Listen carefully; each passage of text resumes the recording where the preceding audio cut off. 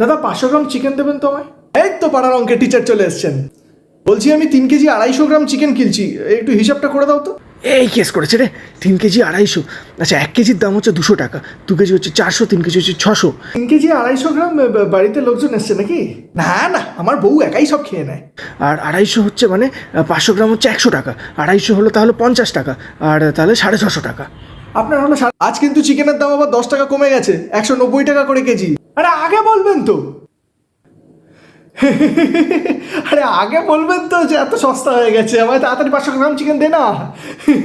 1 কেজির দাম যদি 190 হয় তাহলে 2 কেজি হলো গিয়ে ওই 9 9 18, হাতে থাকলো 1 1 2 3। এই পাড়ার অঙ্কের টিচার, ওনার পরে কিন্তু আমারটাও হিসাব করবেন।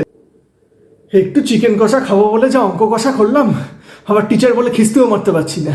আমার হিসাবটা হলো, হ্যাঁ আপনারটা হলো 617 টাকা 50 পয়সা, আর আপনারটা হলো 190 টাকা। সে তো 1 কেজির দাম, আমি তো 1 কেজি 900 গ্রাম নেব।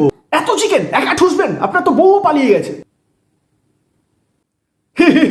না না, মানে এতটা চিকেন আপনার একা খাওয়া উচিত না আর কি। হ্যাঁ ওটাই। আচ্ছা 900 গ্রাম মানে হচ্ছে 0.9 কেজিস ইন্টু 190।